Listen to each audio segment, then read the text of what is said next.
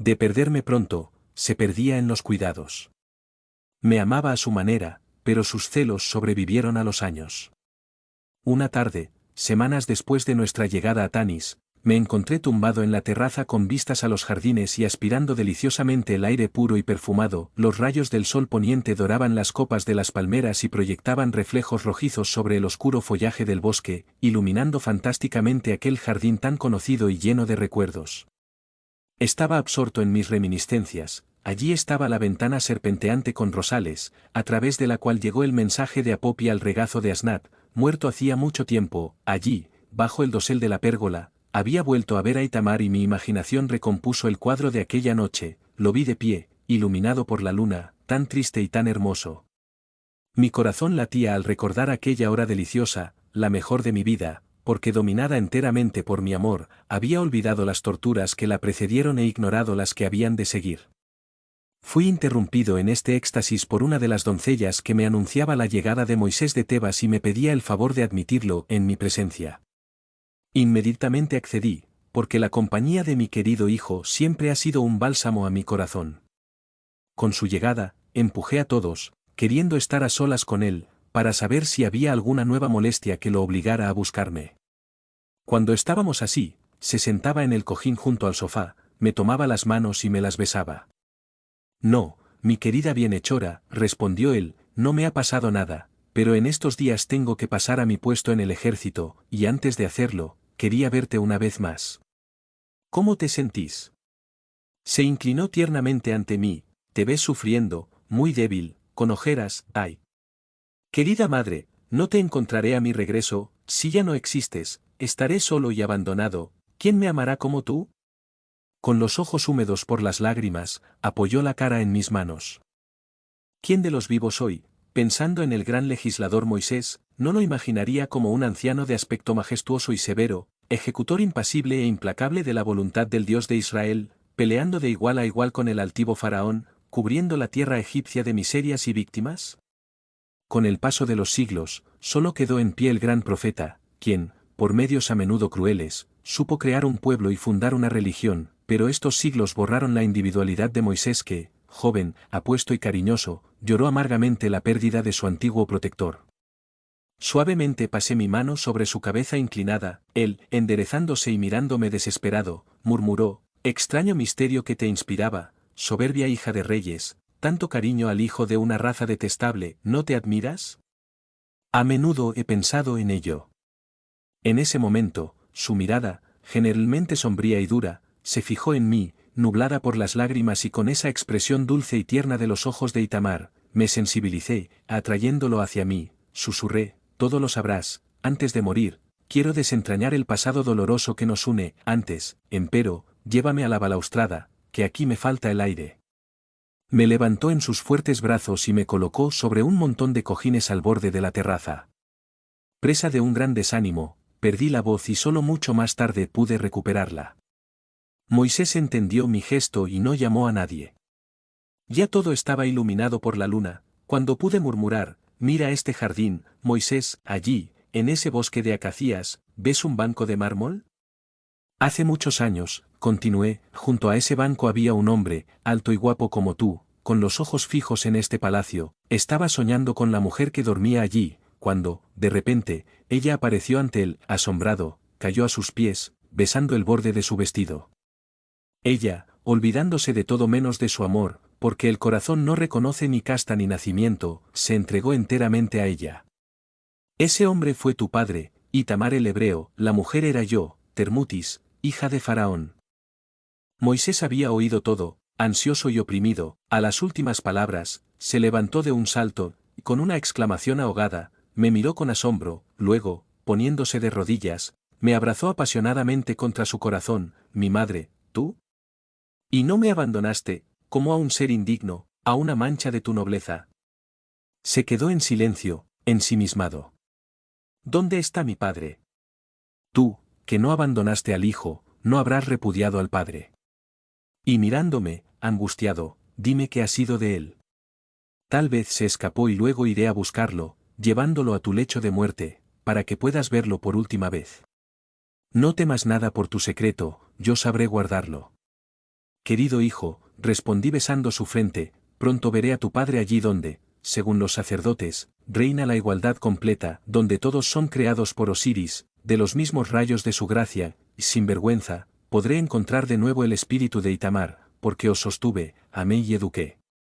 A ti, fruto de nuestro amor, te dejo rico y poderoso, todo lo que pude darte, además de mi amor de madre, ya te lo di. En cuanto a tu padre, fue apuñalado hasta la muerte por una mano vengadora, que lavó el honor de un faraón en su sangre. Vaya, murmuró, palideciendo, es verdad, entonces, que un miembro de nuestra familia, cuyo nombre nadie nombra jamás, murió de muerte violenta, y aquel, cuyo nombre así se oculta, es mi padre.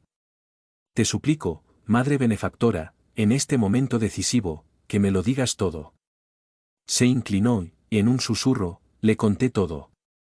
Así fue, hijo mío, que naciste junto al cadáver de tu padre, dijo para concluir, pero, si me amas, nunca preguntes quién lo mató. Baste decir que todo fue obra de la voluntad real. No quería que matara a Chenefres, si por casualidad se enteraba de la verdad, porque noté la exaltación febril con que escuchaba. Se levantó en un frenesí, con los ojos brillantes, levantando las manos apretadas. Vaya.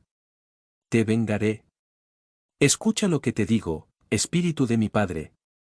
Te vengaré, sí, no de un hombre, sino rompiendo el yugo que pesa sobre nuestro desdichado pueblo y lo hace miserable y despreciable.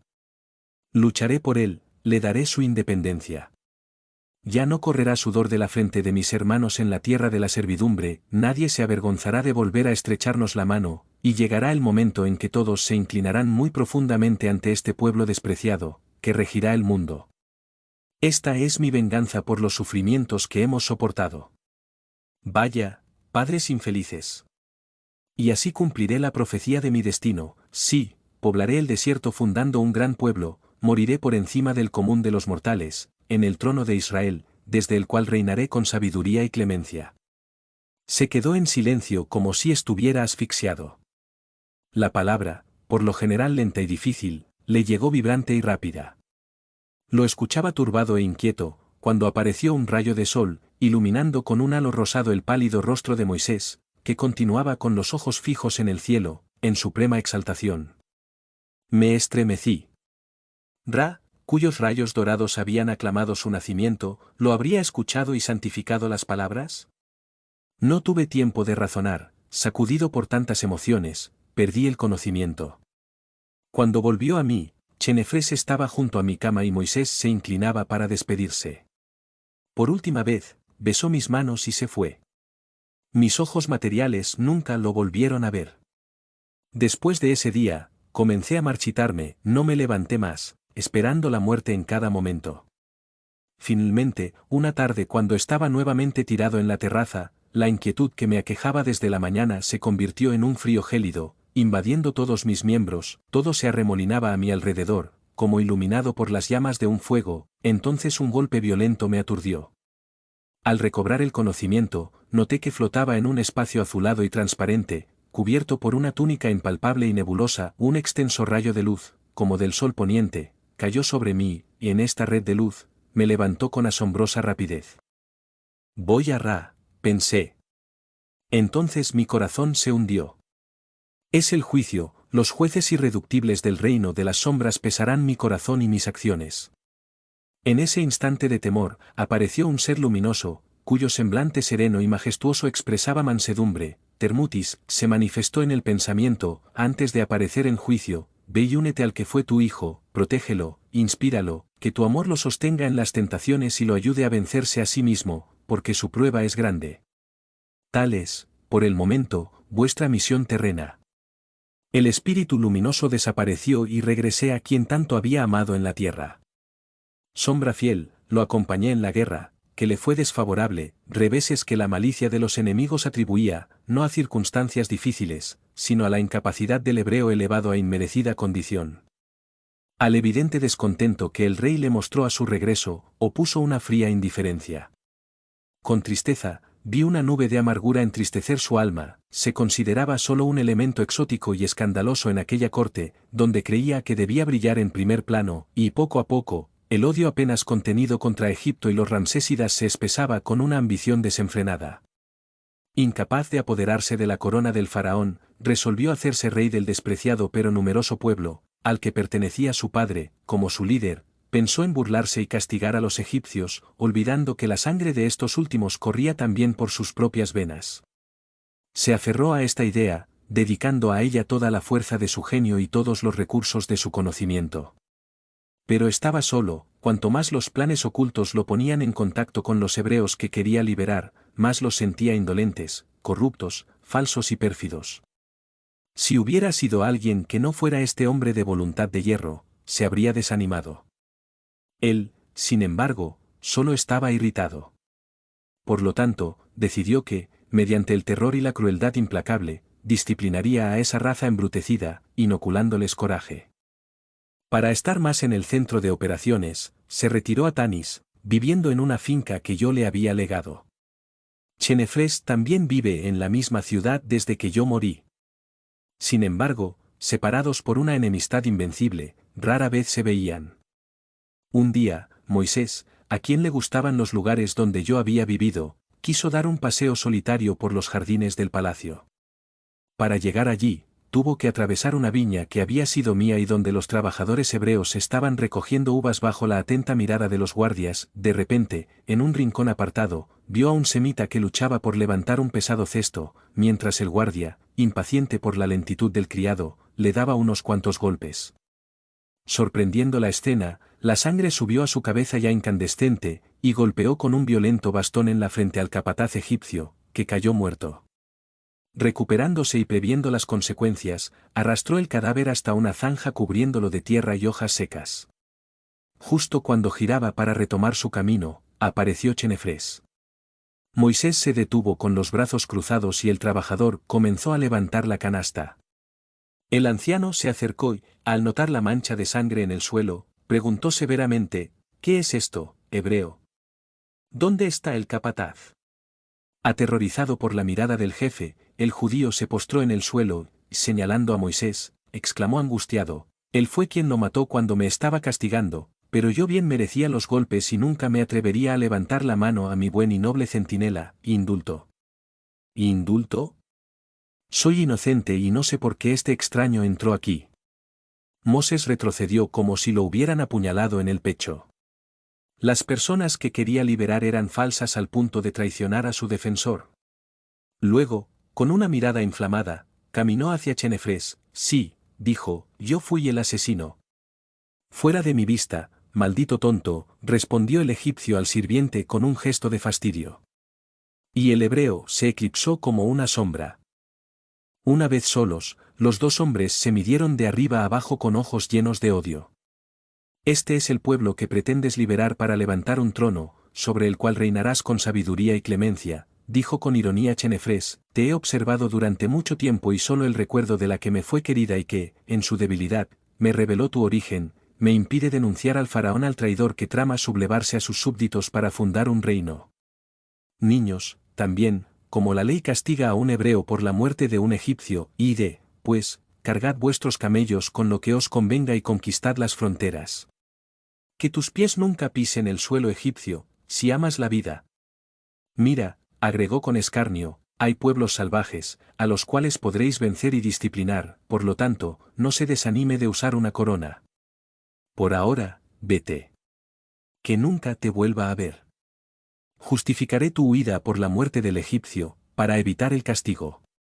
El odioso anciano guardó silencio, lanzando una mirada de desprecio al finalmente suplantado enemigo, dio media vuelta y desapareció.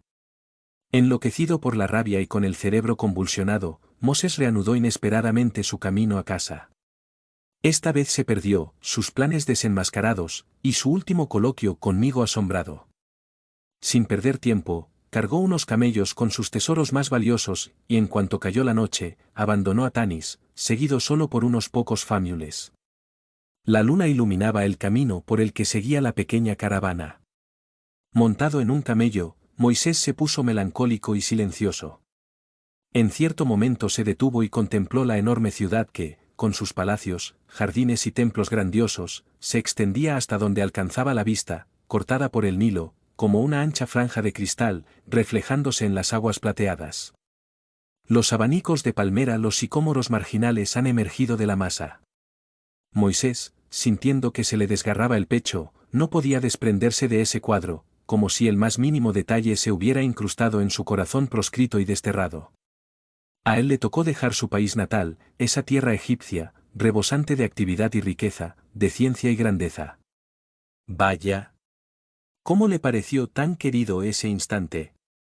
Los dientes apretados reprimieron la emoción, apretando los puños, murmuró. Regresaré, y entonces, Egipto, tú y tu faraón me pagaréis en este momento. En los primeros días del viaje, el exiliado, a pesar de los oscuros pensamientos, tuvo que plantearse su propio destino, y su enérgico espíritu trazó de inmediato el plan a seguir. Recordó a un anciano que había encontrado en Tebas y al que había acogido. Este hombre le había hablado de un país lejano y fantástico, por haber sido la cuna de la ciencia y de las leyes de Egipto. Allí, ese refugiado había sido un sacerdote, pero, a causa de un crimen y después de un largo viaje, desembarcó en Tebas.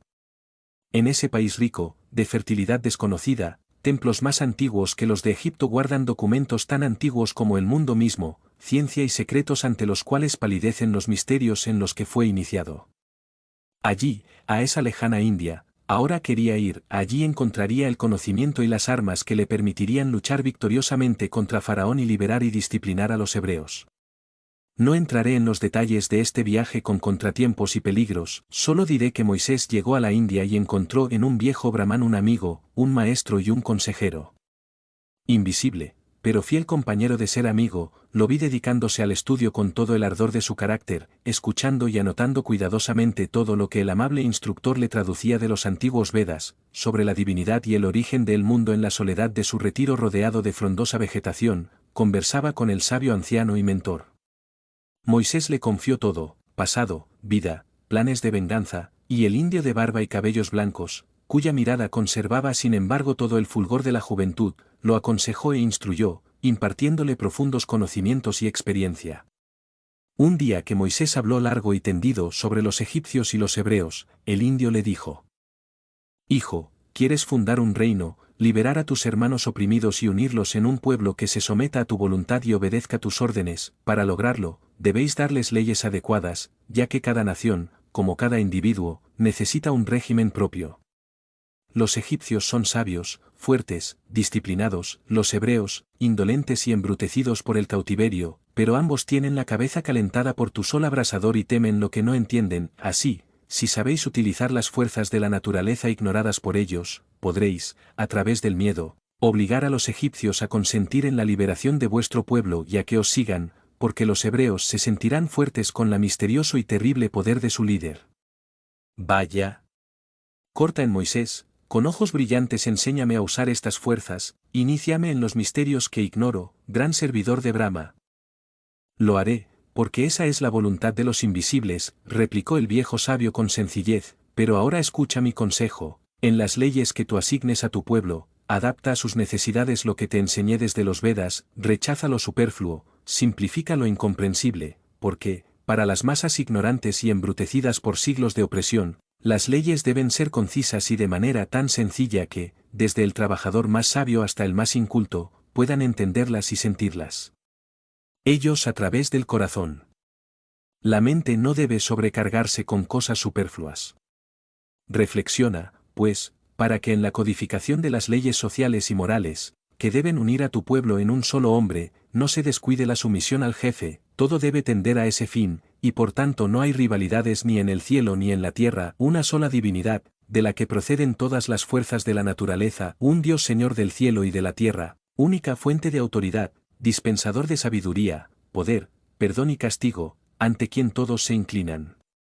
La divinidad debe ser temida y venerada, su nombre pronunciado en la angustia y la necesidad, debe hacer temblar el corazón de los mortales. Por tanto, el culto dirigido a Dios no debe olvidar los deberes a que están sujetos los hombres para su propia subsistencia. Estableced, pues, un día consagrado a la divinidad, que se observará escrupulosamente, porque a la carne le gusta la blandura, el cuerpo descansa, y orar es más fácil que trabajar. La vejez debe ser honrada y la juventud sujeta a su voluntad y consejo. Amados y respetados padres, deben recibir, en la vejez, el cariño y cuidado que recibieron en la juventud, este precepto es el fundamento de la familia y quien lo practica tendrá un feliz destino. Única fuente de autoridad, dispensadora de sabiduría, poder, perdón y castigo, ante la cual todos se inclinan. La divinidad debe ser temida y venerada, su nombre pronunciado en la angustia y la necesidad, debe hacer temblar el corazón de los mortales, por tanto, el culto dirigido a Dios no debe olvidar los deberes a que están sujetos los hombres para su propia subsistencia. Estableced, pues, un día consagrado a la divinidad, que se observará escrupulosamente, porque a la carne le gusta la blandura, el cuerpo descansa, y orar es más fácil que trabajar. La vejez debe ser honrada y la juventud sujeta a su voluntad y consejo. Amados y respetados padres, deben recibir, en la vejez, el cariño y cuidado que recibieron en la juventud. Este precepto es el fundamento de la familia y quien lo practica tendrá un feliz destino. Única fuente de autoridad, dispensadora de sabiduría, poder, perdón y castigo, ante la cual todos se inclinan. La divinidad debe ser temida y venerada, su nombre pronunciado en la angustia y la necesidad, debe hacer temblar el corazón de los mortales. Por tanto, el culto dirigido a Dios no debe olvidar los deberes a que están sujetos los hombres para su propia subsistencia. Estableced, pues, un día consagrado a la divinidad, que se observará escrupulosamente, porque a la carne le gusta la blandura, el cuerpo descansa, y orar es más fácil que trabajar.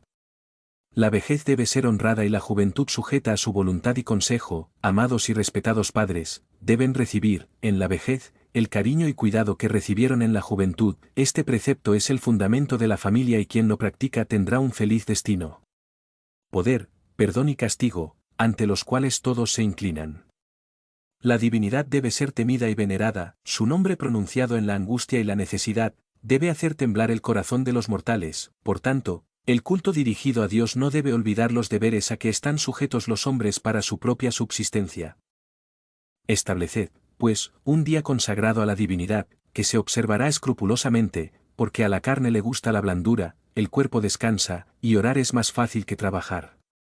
La vejez debe ser honrada y la juventud sujeta a su voluntad y consejo. Amados y respetados padres, deben recibir, en la vejez, el cariño y cuidado que recibieron en la juventud. Este precepto es el fundamento de la familia y quien lo practica tendrá un feliz destino. Poder, perdón y castigo, ante los cuales todos se inclinan. La divinidad debe ser temida y venerada, su nombre pronunciado en la angustia y la necesidad, debe hacer temblar el corazón de los mortales. Por tanto, el culto dirigido a Dios no debe olvidar los deberes a que están sujetos los hombres para su propia subsistencia. Estableced, pues, un día consagrado a la divinidad, que se observará escrupulosamente, porque a la carne le gusta la blandura, el cuerpo descansa, y orar es más fácil que trabajar. La vejez debe ser honrada y la juventud sujeta a su voluntad y consejo. Amados y respetados padres, deben recibir, en la vejez, el cariño y cuidado que recibieron en la juventud. Este precepto es el fundamento de la familia y quien lo practica tendrá un feliz destino. Su nombre pronunciado en la angustia y la necesidad, debe hacer temblar el corazón de los mortales. Por tanto, el culto dirigido a Dios no debe olvidar los deberes a que están sujetos los hombres para su propia subsistencia. Estableced, pues, un día consagrado a la divinidad, que se observará escrupulosamente, porque a la carne le gusta la blandura, el cuerpo descansa, y orar es más fácil que trabajar. La vejez debe ser honrada y la juventud sujeta a su voluntad y consejo. Amados y respetados padres, deben recibir, en la vejez, el cariño y cuidado que recibieron en la juventud. Este precepto es el fundamento de la familia y quien lo practica tendrá un feliz destino. Su nombre pronunciado en la angustia y la necesidad, debe hacer temblar el corazón de los mortales. Por tanto, el culto dirigido a Dios no debe olvidar los deberes a que están sujetos los hombres para su propia subsistencia. Estableced, pues, un día consagrado a la divinidad, que se observará escrupulosamente, porque a la carne le gusta la blandura, el cuerpo descansa, y orar es más fácil que trabajar. La vejez debe ser honrada y la juventud sujeta a su voluntad y consejo. Amados y respetados padres, deben recibir, en la vejez, el cariño y cuidado que recibieron en la juventud. Este precepto es el fundamento de la familia y quien lo practica tendrá un feliz destino. El culto dirigido a Dios no debe olvidar los deberes a que están sujetos los hombres para su propia subsistencia. Estableced, pues, un día consagrado a la divinidad, que se observará escrupulosamente, porque a la carne le gusta la blandura, el cuerpo descansa, y orar es más fácil que trabajar. La vejez debe ser honrada y la juventud sujeta a su voluntad y consejo. Amados y respetados padres, deben recibir, en la vejez, el cariño y cuidado que recibieron en la juventud. Este precepto es el fundamento de la familia y quien lo practica tendrá un feliz destino. El culto dirigido a Dios no debe olvidar los deberes a que están sujetos los hombres para su propia subsistencia. Estableced, pues, un día consagrado a la divinidad, que se observará escrupulosamente, porque a la carne le gusta la blandura, el cuerpo descansa, y orar es más fácil que trabajar. La vejez debe ser honrada y la juventud sujeta a su voluntad y consejo. Amados y respetados padres, deben recibir, en la vejez, el cariño y cuidado que recibieron en la juventud. Este precepto es el fundamento de la familia y quien lo practica tendrá un feliz destino.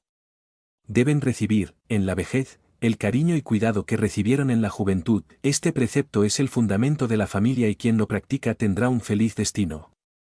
Deben recibir, en la vejez, el cariño y cuidado que recibieron en la juventud. Este precepto es el fundamento de la familia y quien lo practica tendrá un feliz destino. Estas conversaciones se repetían con frecuencia, y poco a poco fue madurando el gigantesco plan que era liberar al pueblo hebreo y perjudicar a los egipcios. Moisés aprendió a manejar las fuerzas de la naturaleza y fue iniciado a un nivel superior al conquistado en Egipto, en los fenómenos que ustedes, actuales encarnados, llaman espiritistas. Cuando por primera vez se le apareció una visión verdaderamente divina, se postró y pidió con fe y humildad si debía liberar a sus hermanos, y la voz celestial de aquel que no quiere reinar sino por la caridad y el amor, respondió a él: ve, pero haz lo que quieras por bondad, nunca por la muerte ni por los azotes, ni para entronizar tu ambición, sino para ser el amigo, el Padre indulgente de este pueblo, y si es necesario, sufrir con él, entonces seréis elegidos y cumpliréis dignamente vuestra misión. Dominado por esta bondad sobrehumana y bajo la impresión del momento, Moisés renunció. Pronto, sin embargo, su alma violenta se retiró, quería vengarse, luego reinar, dominar y castigar si no era obedecido. Este deseo dominó su espíritu y así dejó la India y vivió en el desierto, madurando y preparando el gigantesco plan que ejecutó gloriosamente, sacando a su pueblo de la dominación egipcia, lo cual se logró, sin embargo, con el sacrificio de miles de víctimas. Tenía, en verdad, un pueblo, pero, para establecer su soberanía, necesitaba dominar las almas y esto solo podía obtenerse a costa del terror extraterrestre. Así llegó a ser el intermediario directo entre Dios y el pueblo escogido de Jehová. Por su boca, el Eterno dispensaba gracias y castigos, por sus manos dispuso de las fuerzas de la naturaleza y sin embargo, a pesar de esta fuerza y de su conocimiento, permaneció impotente ante las leyes inmutables de la tierra, el calor, las enfermedades, las privaciones de las masas humanas que, arrancadas de su medio habitual, vagaban extenuadas y desconfiadas bajo los ardientes rayos de un sol tropical. Entendió que necesitaba conquistar una tierra fértil y cómoda para asentar allí a este pueblo y elevar su propio trono. Si estuviera al frente de un ejército feroz y disciplinado, como el egipcio, la empresa le sería fácil, pero ahora comandaba a miles de esclavos holgazanes, hoscos y siempre descontentos, no soldados. Comprendió, enfurecido, que el plan tan hábilmente ideado en los templos de la India y en la soledad del desierto, cuya ejecución le había parecido tan fácil, estaba en peligro de fracasar por la ineptitud de aquel pueblo pérfido e ingrato, que, como toda la gente ignorante, no sabía otra cosa que hacer ese murmullo y rebelión. Entonces resolvió diluir las filas compactas de la generación anterior, por orden de Jehová, tiñó de sangre las arenas del desierto, como ya había sembrado de cadáveres las tierras de Egipto. Con gran tristeza y punzante dolor acompañé a mi amado hijo, sordo a mi débil voz y en quien busqué inspirar sentimientos de caridad y perdón. La noche oscura descendió, poco a poco, sobre esta alma grande y generosa, pero nublada por las debilidades humanas.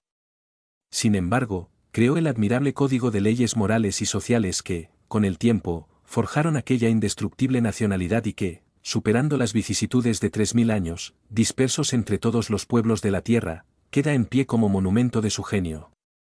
Nadie ha intentado aún, leyendo la historia del pueblo de Israel, profundizar en el estado de ánimo de este hombre extraordinario, que, sabio y espiritual entre todos, viviendo en palacios, acostumbrado al refinamiento social y a los placeres intelectuales de una sociedad culta y sociedad elegante, deambularon año tras años, por las áridas llanuras, en compañía de un pueblo salvaje, luchando contra perpetuas revueltas, rodeados de envidias e ingratitudes incluso de sus propios familiares.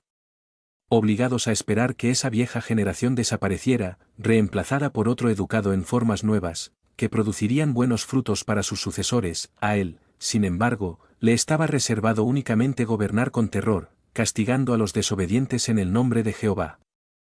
Esta perpetua mentira de sus relaciones directas con la divinidad en cada uno de sus actos constituyó, poco a poco, la tortura de su vida, porque Moisés creía realmente en el gran creador del universo, incomprensible a la débil razón humana, conocía las relaciones con el mundo invisible, para obtener fenómenos mediúmnicos, tomaba las precauciones necesarias para la realización de las sesiones. Sus consejeros eran, sin embargo, espíritus ambiciosos y engañosos, y el temor de su gran responsabilidad se hizo cada vez más pesado. Este grito desfalleciente de su alma elegida se conserva incluso en la antigua crónica de los Hebreos, donde se dice que el Eterno, en su ira por la desobediencia del enviado, lo condenó a ver la tierra prometida sin pisarla. Sin duda, al no poder confesarle el verdadero motivo de la ira celestial, le dio este fútil pretexto. El orgullo y la ambición se sumaron a su sufrimiento. ¿Cuál no sería la satisfacción de los egipcios, sabiendo que el insolente hebreo todavía vagaba por el desierto, sin asilo y sin patria? La copa de oro que el faraón desesperado le había arrojado ya no estaría llena de vino, como había dicho con rigidez al levantarla. La tumba húmeda del pobre Merneptah no le había dado ningún reino, el trono tan codiciado no encontró donde reposar y se perdió en la niebla distante. Sacrificando energía, salud, inteligencia, regó con el sudor de su rostro la mies que debía segar un David, un Salomón.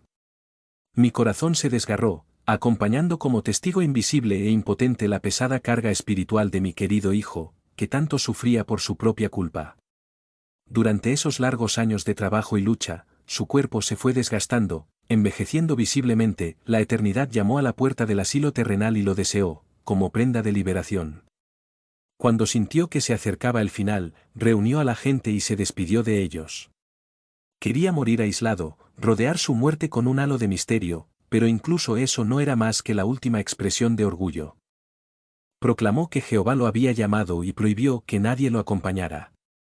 Solo, entonces, subió a la montaña, llegando a la cima, se detuvo cansado, con los brazos cruzados sobre su amplio pecho, contemplaba el imponente paisaje que se revelaba a sus ojos, iluminado por los rayos del sol poniente. Con una mirada enojada, fijó por un instante los puntos negros que, en el llano, ubicaban al pueblo hebreo, aguzó el oído a los variados sonidos del campo, que llegaban hasta allí en un murmullo sordo. Con un profundo suspiro, le dio la espalda. La edad había arrugado su frente y encanecido su espeso cabello. Ya no era aquel joven que, en la terraza del palacio de Tanis, exaltado, con ojos llameantes, había extendido los brazos al sol naciente y jurado liberar a su pueblo levantando un trono. Una sonrisa triste se extendió por sus labios. Estrella que mi madre amaba, no mentiste a mi destino. El ciego es el que interpreta las profecías según el grado de su ambición. Claramente se dijo que poblaría el desierto, que la sangre de las víctimas teñiría las arenas del llano y que moriría solo, muy alto, muy alto. ¿Es acaso esta montaña un trono preparado por el Todopoderoso? Se acostó, apoyándose en una roca y cerró los ojos. Entonces, ante su retina espiritual, pasó toda su vida, como en un sueño, su infancia radiante en el palacio de la maravillosa Tebas, joven descuidado en la escuela de la casa de Seti, donde adquirió los conocimientos que, más tarde, le ayudarían a practicar tanto mal. ¿Dónde estaban ahora sus maestros, sus compañeros de juego y de estudio? Vaya. Más de uno había perecido en las calamidades que marcaron la partida de su pueblo, y aquella madre adoptiva, siempre tan indulgente, también había desaparecido como una sombra, y con ella el ángel de la guarda. Entonces vio de nuevo el exilio, la huida clandestina de Tanis, India, esa tierra encantada donde pudo reposar en la ciencia y el estudio, pero donde la ambición lo había esclavizado. Luego el regreso, la lucha con Merneptah. Con dolorosa emoción. Su ejército y luego a las interminables masacres de sus rebeldes hebreos. Aprensivo y amoroso, lo miraba, como cuando los rayos del sol naciente iluminaban su cuna. Luego entró en el mundo material de pruebas y tentaciones. Ahora volvía al de los ánimos y de las responsabilidades efectivas. Envolviendo la cima de la montaña en un velo gris, la niebla de la tarde me levantó. Con el pecho oprimido, Moisés respiraba con dificultad, con los ojos desproporcionadamente abiertos. Su vista espiritual, agudizada por el siguiente destacamento, vio seres transparentes en la niebla gris, entre los que figuraba yo a la cabeza. De la llanura parecía surgir una masa ennegrecida y tumultuosa. Se estremeció, se arrodilló con dificultad, levantando al cielo sus otrora vigorosos brazos, del corazón fluía una súplica ardiente y anhelante, infinitamente grande y poderoso Creador y Director del universo, perdóname por haber usado tu nombre y tu voluntad para satisfacer mi ambición personal, no te apartes de mí, escucha mi oración. Pero la masa turbia se acercaba, envolviéndola en sus olas, como las de un mar embravecido. Entre los miles de seres flotantes que la componían, reconoció al faraón Merneptah y sus guerreros cubiertos de algas y espuma marina, un grupo, no menos numeroso, lo formaban los egipcios víctimas de la masacre de los recién nacidos y sus padres. Devuélveme mi vida rota y mi tumba honorable, susurraron los pálidos labios de Merneptah, muéstrame al Señor que te envió. Devuélvenos a nuestros hijos, murmuraron los demás. Y nueva masa avanzaba, espantosa, empapada en sangre, fue para masacrarnos con impunidad que nos engañaste en el desierto, donde está Jehová, que os ha mandado. Las sombras vengadoras se apiñaron a su alrededor, inclinando sus rostros retorcidos y podridos, asfixiándolo con su aliento fétido, la mística corona del Alto y Bajo Egipto, que adornaba la cabeza transparente de Merneptah, se balanceaba, como si se cerniera sobre él, oprimiéndole el pecho como una montaña. Moisés se dejó caer con un estertor sordo y apoyó la cabeza en una piedra cercana, la última almohada del primer rey de Israel, un sudor helado bañaba su cuerpo, y estaba solo. No había mano para secarse la frente, ni una gota de agua para refrescar sus labios resecos. Vaya. Jehová. Murmuró el moribundo, aliviadme y perdonad mis errores, siempre he proclamado tu grandeza y sabiduría, en tu nombre he enseñado el bien y reprobado el mal, júzgame, pues, con clemencia. De mi corazón salió una oración ardiente a favor de quien, en la maraña de las pasiones terrenas, había dicho en nombre del Eterno, ojo por ojo, diente por diente, pero, en el momento de muerte, rechazó espontáneamente esta máxima. Con fe y amor me dirigí a ese Dios único y poderoso, que tiene como prerrogativa la clemencia, y que la dispensa del mismo modo al esclavo más miserable que al profeta fracasado en su misión. Inmediatamente, se presentó una entidad radiante de luz, rodeada de un resplandor trémulo, mientras una vibración armoniosa que ningún sonido humano podría imitar, parecía decir, que aquel de vosotros, espíritus vengadores, que no combatiste contra él sino por el bien, despreocupado de la ambición, del cálculo o de la rivalidad, lo juzgue y lo condene. Las masas retrocedieron y temblaron. Nadie había actuado desinteresadamente, desde Faraón, que por orgullo y rapacidad había perseguido al pueblo esclavizado para aprovecharse de sus servicios, hasta los hebreos sublevados, que, por envidia, habían sacrificado a sus hermanos para ocupar el lugar del jefe. Condenadas por su propia conciencia, las sombras vengadoras palidecieron y se confundieron en la niebla, mientras un rayo de fuego cortaba el último eslabón que unía el alma al cuerpo material de Moisés. Pronto, el periespíritu se meció en el espacio transparente, nuestra patria eterna, y el espíritu luminoso murmuró dulce y compasivo, pobre ciego, ¿ves lo que queda de tu paso por la tierra? Un cuerpo transparente y un alma culpable, todo el poder, toda la riqueza, quedó allí en ese rayo luminoso que refleja vuestro pasado, ¿no os sería más útil que ese rayo reflejase la pobreza, la humildad y la sabiduría y las criaturas sostenidas por vuestra caridad y clemencia, en lugar de esta horrorosa legión de acusadores, constituyesen una falange de amigos entregados a seguiros? Volando aquí, donde la inmensidad de los sistemas planetarios reduce al hombre a un átomo imponderable, limitado y debilitado en entendimiento y voluntad, la ambición y los placeres terrestres aparecen en toda su desnudez, pobres juguetes labrados por manos de espíritus inferiores. De las profundidades del infinito surgieron vibraciones que resonaron en el espacio con una majestuosidad abrumadora, y de estas vibraciones armoniosas surgió el siguiente significado: Espíritu. Tú que usaste el nombre del eterno y misericordioso Creador del universo, ven y da cuenta de tus acciones. Tumultuosas vibraciones envolvieron el periespíritu flotante de Moisés, luego una nube lo levantó, eclipsándolo a nuestros ojos espirituales. De mi corazón, sin embargo, brotó una súplica ardiente, en el sentido de poder asistir a la corte de magistrados supremos, que podía ver a lo lejos, rodeada de un fulgor deslumbrante. Y ese llamamiento le abrió paso a través de las masas transparentes de los enemigos, porque era la voz del amor eterno. Narrativa del espíritu de Pineas. Más tarde Tiberio, una noche, cuando mi cuerpo terrestre se hundía en un profundo sueño, un vapor gris me envolvió y luego, al disiparse poco a poco, vi una cinta de fuego atrayéndome hacia un ser fluídico, en quien reconocí a Rochester, mi perseguidor, hábil. Escrutador de vidas y crímenes sepultados en el olvido, y que despliega sin piedad, a los ojos de los hombres, para que les sirva de enseñanza. No, no quiero, esta vez no quiero que mis caídas y torturas morales sirvan a lo que llamas tu misión, protesté enérgicamente. No obtuve ninguna respuesta, pero una voluntad superior continuó sosteniéndome en el espacio. Después, me pareció atravesar una capa oscura y compacta como una roca, ante mi mirada perturbada, apareció una cueva espaciosa, tenuemente iluminada por una luz azulada y saltarina.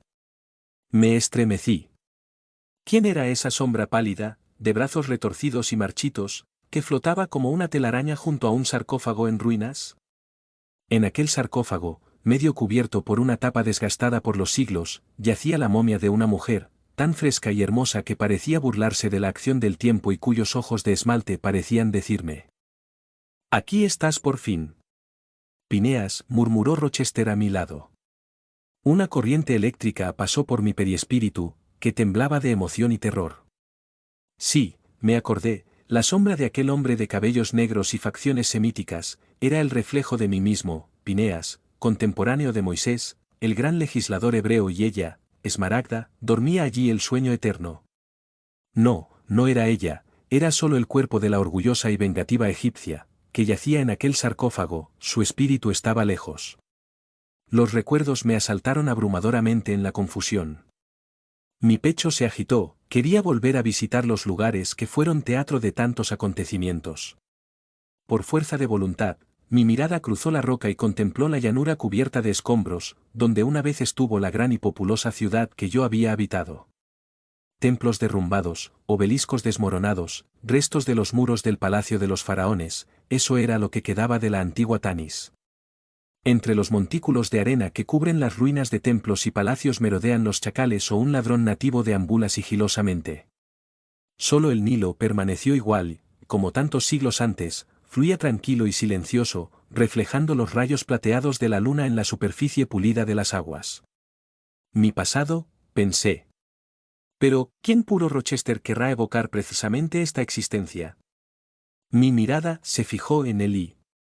Extraña lasitud del alma siempre esclava de las apariencias, olvidándome de todo, me incliné ante la sombra que allí flotaba, manto púrpura sobre mis hombros, llevando en mi frente la corona mística de los gobernantes del Nilo. Pineas el egipcio no había olvidado el respeto debido a Merneptah, su poderoso faraón. Una aguda mueca me trajo a mis sentidos. Avergonzado y furioso, me vi en Tiberio. Rochester dijo: «Pineas, debes relatar esa vida, necesito una gran obra para calmar mi alma herida y doliente, para eso escogí el pasado lejano y oscuro, me gustaría revivir el antiguo Egipto, Moisés y los graves acontecimientos que presenciamos». «Jamás», respondí, recordando con orgullo y satisfacción aquella vida laboriosa, llena de descubrimientos científicos. «¿Quieres que te confiese este interesante pasado para hacerte más agradable a los que odio, testamento que quiere extorsionar, el que graba y cambia tu amor en proporción a los beneficios futuros de tus trabajos, a ese Radames cuya descarada brutalidad ha triunfado en tantas vidas y ganado la amistad de Esmaragda, que no tiene mírame, un trabajador modesto y silencioso que no quiere sobresalir ni valorarse a sí mismo? No quiero trabajar para él». «¿Crees que ignoró u olvidó el regalo?», añadí, mirando enfurecido el perispíritu borroso de Rochester, cuya frente, inclinada, denotaba melancolía consternación. «Sé que tu querido hijo, el ídolo de tu corazón, Muno, tiene casi habiendo conquistado tu medio, instrumento que tan bien usas para azotar a tus enemigos. El corazón brutal en que confías, esas manos ásperas entre las que pones tu pluma frágil y delicada, casi lo han dominado, porque siempre olvidas que una severidad implacable solo puede dominar al ser ingrato que proteges con tanta obstinación. 1. El personaje al que se alude aquí en la Abadía Benedictina, tiene el nombre de Kurt de Ravenau, y el lector encontrará explicaciones de ello en la novela, o Judas moderno. N. Del espíritu autor. La frente fluídica se elevó y el leve crujido me hizo comprender que Rochester estaba realizando un trabajo eléctrico activo. Luego, poniéndome en contacto con varios filamentos fluídicos, dijo, mira y trata de calmar tus celos. Se formó un extenso y luminoso rayo, revelando un paisaje muy diferente al que acababa de contemplar. En medio de tierras pantanosas vi, pues, la moderna Palmira del Norte, en lugar de palmeras aisladas, había pinares umbríos, luego, un camino pedregoso bordeado de árboles y una aldea y casitas de madera, de arquitectura modesta, rodeadas de pequeños jardines con una vegetación exótica propia de las zonas frías, como los propios hombres de ese país del norte. Vi, en el segundo piso de una de estas villas, bañada por la luna, junto a la ventana abierta, a una muchacha con coloridos ropajes eslavos. Con semblante delicado, pálido y demacrado, ojos grandes y brillantes, contemplaba la cadena de bosques que delimitaba el horizonte, como si estuviera sumida en un sueño profundo. ¿Esmaragda? Pensé, y vi que sus pensamientos estaban exclusivamente en Rochester y sus obras. Pues bien, murmuró Rochester, ¿ella piensa a quien odias? En este momento no, pero si tu pensamiento se vuelve hacia él, tal vez veré la tortura de un amor insatisfecho. Un rayo luminoso partió del cerebro de Rochester y golpeó a la niña con una violenta descarga eléctrica, apareciendo de inmediato a su visión espiritual la figura de un joven soldado uniformado, de rostro pequeño, enmarcado por una barba dorada y ojos azules, con fría y arrogante crueldad. Mi periespíritu tembló y todo mi deseo se concentró en recoger la impresión que ese cuadro iba a causar en el espíritu de la actual Esmaragda. Se estremeció, se ruborizó intensamente y se pasó una mano blanca y delgada por la frente. En el mismo instante, un chorro de fuego brotó de su corazón y cerebro, repeliendo y devorando la imagen que se le acababa de presentar. El fuego del desprecio hacía temblar cada fibra de esa alma orgullosa, incluso cruel, cuando su dignidad femenina era ofendida. Una ola de satisfacción invadió mi alma, acababa de convencerme de que el antiguo Radamés no inspiraba en ella más que aborrecimiento y desprecio, y por el momento la Esmaragda de antaño repelió enérgicamente cualquier recuerdo del villano. Quitándose el collar de perlas que adornaba su cuello, se dispuso a descansar, y antes de cerrar la ventana, se asomó y llamó con voz cristalina y pura, «Vamos, es demasiado tarde». Cesó una conversación que se escuchaba en el jardín y una voz femenina respondió, «Allá vamos». Luego todo volvió al silencio. «Me rindo», le dijo a Rochester, que sonreía maliciosamente, «voy a dar mi declaración». Y así es como, aquella noche del año 1885, Rochester creó su Faramerneptah. Nací en Tanis, en una modesta casa de madera, y mi madre era la egipcia Hermosa. No tengo ningún recuerdo de mi padre, a quien perdí a una edad temprana. Crecí solo, abandonado a mí mismo, porque mi tutora, una negra anciana, pasaba la mayor parte del tiempo con mi madre, que siempre estaba ocupada, al igual que los demás fámules. Solo a la hora de comer se acordaban de mí. No quería a mi madre, cuyo carácter impertinente y violento me inspiraba temor y miedo. Asco. Se pasó todo el día en la cocina, entre los sirvientes, indagando y comentando la vida de otras personas. Esa camaradería, sin embargo, a menudo se veía perturbada por escenas espantosas, ya que él se enfadaba por nada, y luego echaba espumarajos, zapateaba, rompía los platos y me soltaba una bofetada, incluso sobre mí, si estaba a mi alcance. Horrorizado y asqueado, me refugié en el gran jardín de la villa, convirtiéndolo en mi refugio favorito. Este jardín, una vez hermoso, ahora estaba abandonado y sin cultivar, pero la naturaleza de este país bendito prodigó sus tesoros, frutas y flores en abundancia. Tumbado en la hierba, a la sombra de un cenador con rosas o jazmines, pasaba allí horas y horas soñando u observando lo que sucedía a su alrededor. Por eso, notó la actividad incesante de las hormigas, los pájaros tejiendo nidos, y escuchó los gritos estridentes de los vendedores de agua y frutas que deambulaban por la calle. Poco a poco me vino la idea de que todos, hombres y animales, estaban ocupados en algo menos yo. Así que reflexionando, sentí un asco y un vacío indefinibles. Aquella vida ociosa se estaba volviendo insoportable, hasta que un día me acerqué a mi madre, tenía entonces 14 años, y le dije, cuando estoy en el jardín, noto una actividad constante a mi alrededor, las hormigas cargan huevos, los pájaros construyen nidos, la gente en la calle vende cualquier cosa o se dedica a sus negocios, solo que nunca salgo y no me ocupo de nada, me muero de aburrimiento, dame algo que hacer. Al escuchar esta inesperada confesión, mi madre, sorprendida, dejó caer la granada que estaba comiendo y se derrumbó en su silla, riendo hasta llorar. Finalmente, secándose los ojos, dijo: «Me haces reír, Pineas, ¿qué te falta entonces, niño estúpido? Comes lo que quieres, duermes a gusto, te aburres porque quieres, eso no es suficiente para ti. Gracias a los dioses por haberte dado una madre que se ocupa de la casa y de todos los trabajos con una energía y una destreza tan raras que nunca necesitó de un hombre que la ayudara, pero si insistes en hacer algo, toma esta canasta de vainas y pélalas». Así lo hice, sentado en un rincón, pero mientras pelaba las vainas, también me entregué a mis propios pensamientos y, así, recordé la fiesta de Osiris, a la que habíamos asistido ese año, y los erguidos y majestuosos sacerdotes. Como todos los demás, se inclinaron ante ellos, clasificándolos como sabios, como iniciados. Una vez, uno de ellos vino a visitar a mi madre enferma, le dio un rollo de papiro y se lo recetó, curándola. Aprender lo que sabían los sacerdotes valía la pena, pero pelar guisantes. Desesperado, tiré la canasta y corrí al jardín, un eterno retiro donde me había entregado a pensamientos íntimos. Triste y angustiado, me tiré en un banco de piedra en la glorieta de acacias junto a la pared. Cuánto tiempo estuve así, no puedo decirlo. Solo recuerdo que fue un ruido seco que me hizo estremecer. Con gran asombro vi que acababa de abrirse en la pared una puertecita, inteligentemente disimulada y hasta entonces inadvertida, y que un hombre alto me miraba con atención.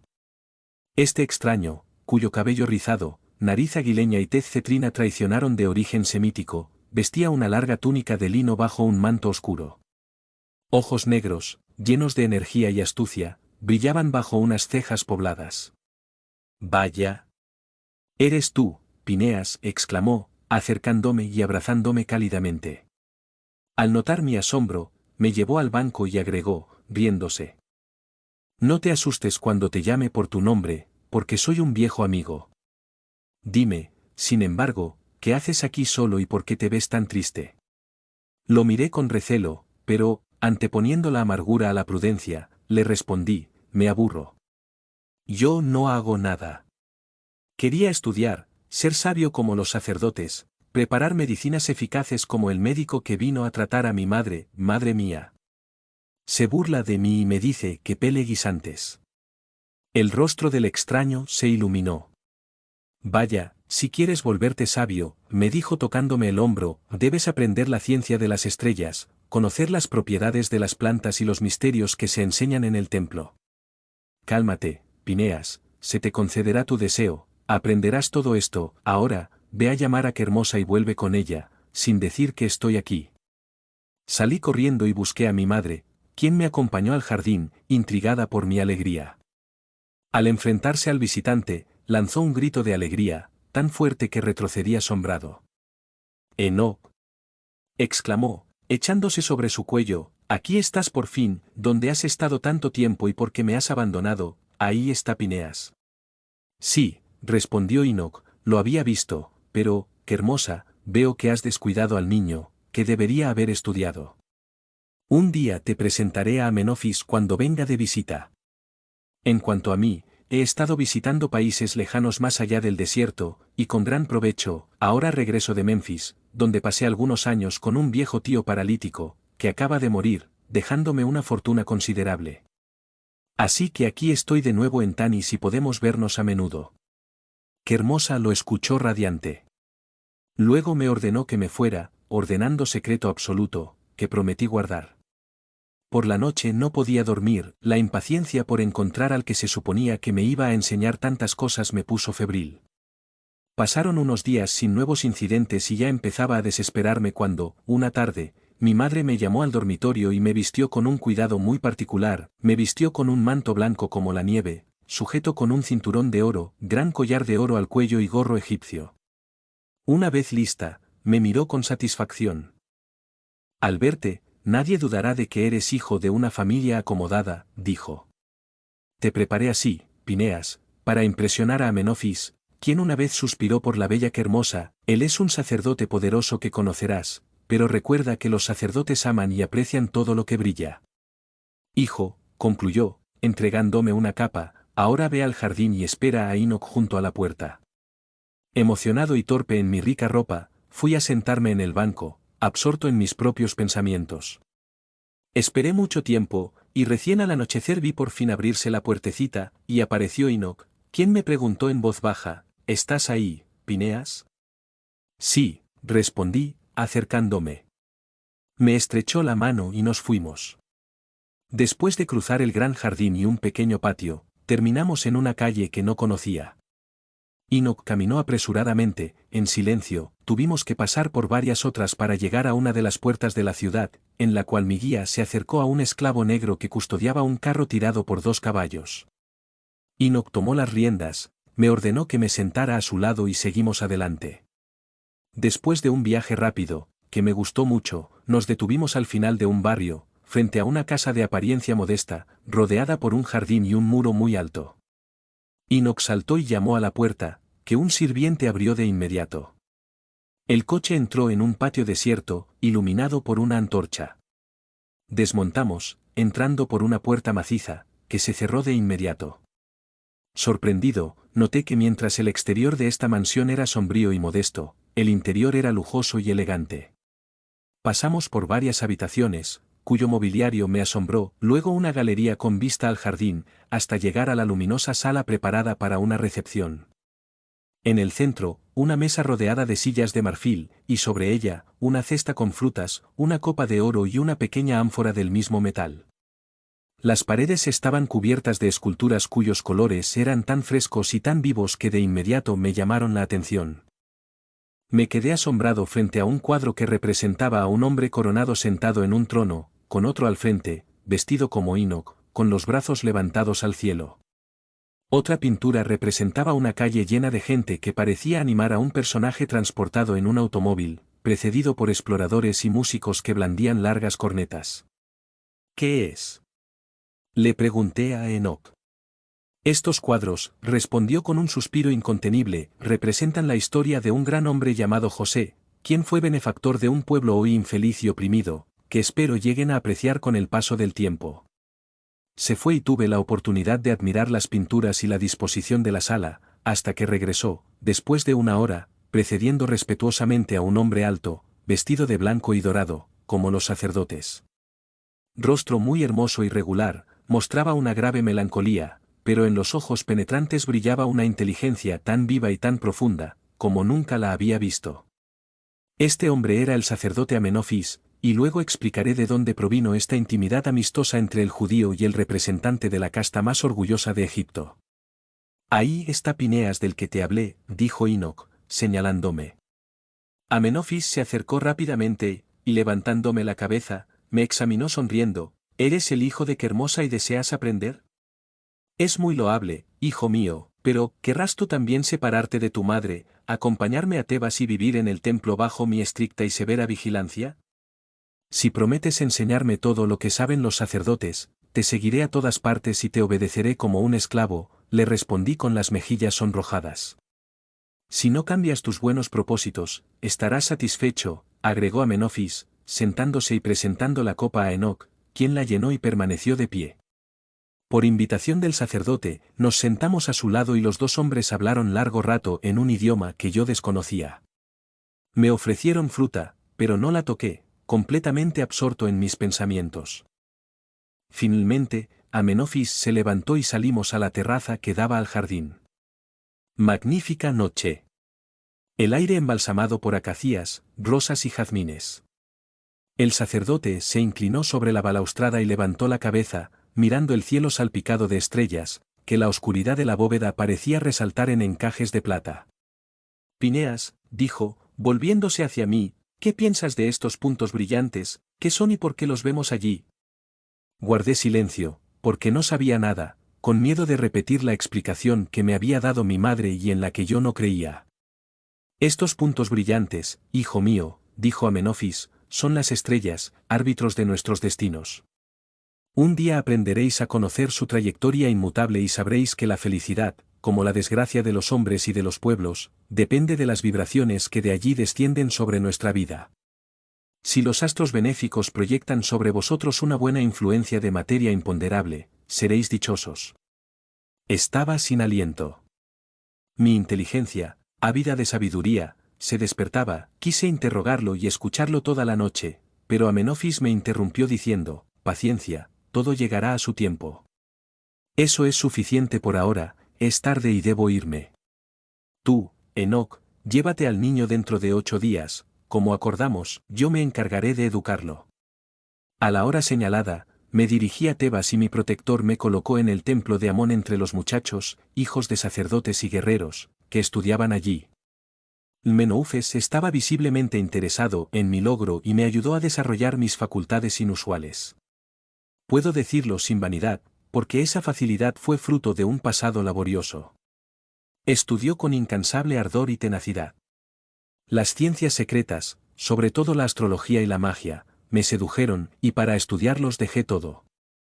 Después también me dediqué a la medicina, mi espíritu, insaciable de saber, quería saberlo todo y cuando en algún viejo papiro de la India descifré la misteriosa virtud de una planta, tomando así posesión de un arma poderosa, pensé con orgullo que solo estaba al principio y que, antes de pasarme la vida trabajando en nuevos descubrimientos. Por lo tanto, es comprensible que, con tanto entusiasmo, rara vez interactuaba con sus colegas y no mantuvo intimidad con ninguno de ellos.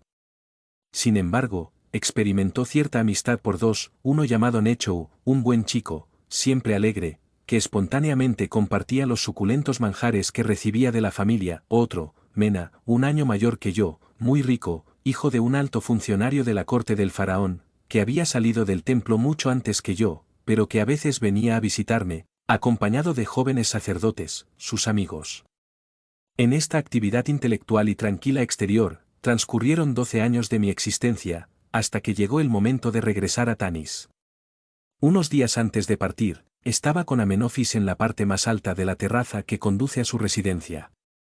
Habíamos hablado un poco de todo, entonces estamos en silencio, mi compañero miraba el cielo estrellado, como una cúpula sobre nuestras cabezas, y en ese momento, la noche en que por primera vez le hablé, mi memoria volvió a la vida. Recordé sus palabras sobre el papel que juegan las estrellas en nuestros destinos. Menoufes, dijo, ¿recuerdas nuestra primera entrevista en la casita de Enoc en Tanis? Entonces dijiste, si una buena influencia de la materia imponderable desciende sobre ti, serás feliz. Desde entonces, he estudiado gran parte de la ciencia de las estrellas, y sin embargo, muchas cosas siguen siendo incomprensibles para mí. Por ejemplo, leo en las estrellas que la vida me reserva muchas desilusiones, y sin embargo, soy activo, tengo en mis manos la ciencia de las armas poderosas y la voluntad para llevar a cabo cualquier propósito. Amenofis me había escuchado con la mejilla apoyada en la mano. Después de un breve silencio, respondió con un suspiro, hijo, jamás le fue dado al hombre desentrañar todos los misterios con que lo rodea la divinidad, levantamos solamente una esquina del velo, pero, como recuerdas mis palabras, aquí añadiré algunas reflexiones, sabes, Pineas, que se dice de estos puntos brillantes, y señaló al cielo. Se dice que son mundos como el nuestro, habitados por seres diminutos, como nosotros, animados por los mismos sentimientos y cuya vida y destino se reflejan en los nuestros.